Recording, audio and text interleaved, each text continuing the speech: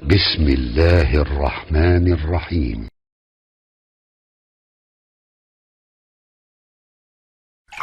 Saya ingin menyimpulkan pertemuan kita malam ini bahwa topik tentang Maulid Nabi SAW sudah banyak perbincangan di masa dulu dan kini, dari zaman old sampai dengan zaman now. Banyak perbincangan di dalamnya. Kita tidak harus berselisih untuk membincangkan itu kembali. Kita harus menyikapi bagaimana mengambil jalan tengah terbaik untuk kemudian kita amalkan dalam kehidupan. Gembira dengan hadirnya Nabi, gembira dengan lahirnya Nabi, itu pasti. Karena orang yang menolak kehadiran Nabi, tentu dia kufur. Maulid artinya waktu Nabi dilahirkan. Maulud itu baiknya. Jadi secara bahasa mustahil kita menolak maulid dan maulud. Kita mengakui ada maulid, kita mengakui ada maulud. Bagaimana menyikapinya? Kita berbahagia dengan itu semua dan menghadirkan tuntunan-tuntunan Nabi dalam kehidupan kita sesuai dengan yang diperkenankan tuntunan dalam syariat kita. Budaya bisa berbeda. Kalau budaya itu mengantarkan pada wasilah mendekatkan kita pada Al-Quran dan Sunnah, maka budaya itu bagian dari yang benar untuk kita gunakan. Ma la yatimul wajibu illa bihi fahuwa wajib. Segala sesuatu yang mengantarkan pada kebaikan yang itu wajib, maka itu pun jadi perangkat yang benar untuk kita gunakan. Mikrofon nggak ada di zaman Nabi. Apakah ini bid'ah? Tidak, karena mic ini mendekatkan kita untuk mendengar kalimat-kalimat azan dan kebaikan supaya lebih dekat kepada nilai-nilai kebaikan. Tapi jaga juga supaya kita tidak terlibat dalam ritual-ritual atau budaya-budaya yang kiranya disusupkan pada kaidah-kaidah agama sehingga menyimpangkan kita dari ketentuan-ketentuan yang benar.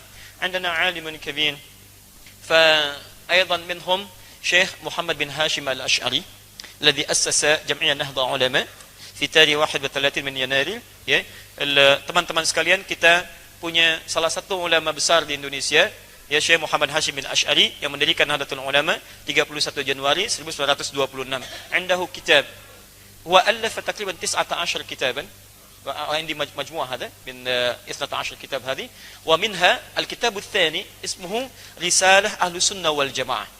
Di antara 19 kitab ini ada kitab yang kedua namanya Risalah Ahlus Sunnah wal Jamaah fi safhatil 11 di halaman yang ke-11, ya, al-faqrah tsaniyah, paragraf yang kedua, fil wasat, baris 1 sampai dengan baris kelima, ya, satr wahid ila al-khamsah, ya, fil yamin, di sebelah kanan.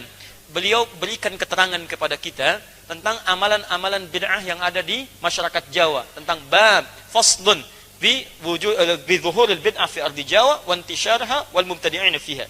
Antum mulai dari halaman yang ke-9, ibda min safha at-tasi'ah, mulai dari halaman ke-9 langsung buka halaman ke-11-nya. Antum akan temukan di situ, kata beliau, di antara bid'ah itu ada ajaran-ajaran yang menyimpang. Misal al-hulul wal ittihad, ya, merasakan ada datangnya sesuatu kepada kita sampai mengatakan puncaknya saya adalah Allah. Ya, kamu siapa? Saya Allah. Allah sedang apa? Allah sedang makan.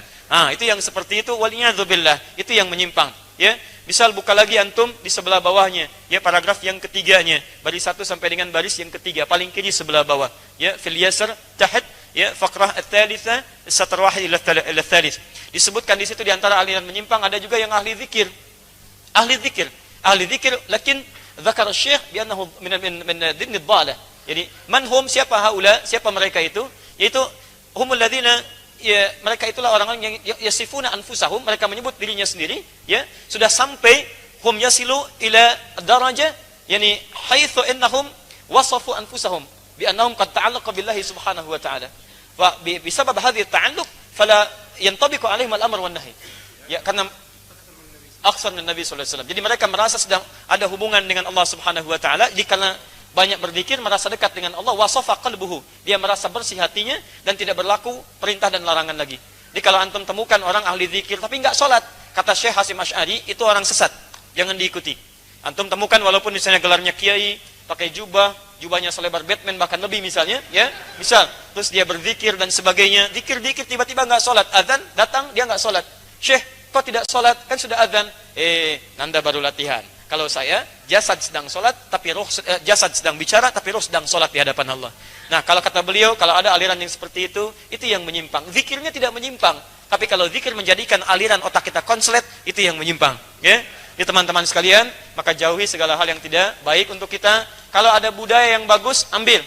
Tadi misalnya ada lagu yang baik, ya, nasyid, seperti nasyid orang-orang Arab dulu, Hasan bin Sabit dan sebagainya. Kata beliau tadi di Kanada, ya, antum masih ingat siapa namanya? Irfan Makki, ya, beliau menyanyikan nasyid yang sangat bagus. Bahkan pernah antum dengar ada kisah Michael Jackson katanya, dia masuk Islam menyanyikan lagu, padahal lagunya lagu Irfan Makki tentang haji. Ya, begitu disampaikan tentang nasyid itu, Anda tahu apa yang terjadi? 2 orang perempuan di Kanada masuk Islam. Hanya mendengar itu. Ketika ditanya kenapa masuk Islam, terbuka hati saya ketika mendengar kalimat-kalimat yang disampaikan Irfan Makki, menjelaskan keindahan Islam. Ada aura kebaikan, ada nilai-nilai kebaikan. Lalu apakah antum katakan wasilah itu bid'ah? Antum sendiri belum pernah mengislamkan orang. Dia dengan kalimatnya orang masuk Islam. Lalu antum katakan orang mengislamkan orang lain dengan bid'ah. Antum dari ujung rambut sampai ujung kaki bid'ah. Ya, di teman-teman sekalian, kalimat bid'ah mesti kita jaga. Yang benar-benar tertolak kita tolak, yang baik kita ambil, dan frame kita tetap Al-Quran dan Sunnah Rasulullah SAW. Sepakat sampai sini?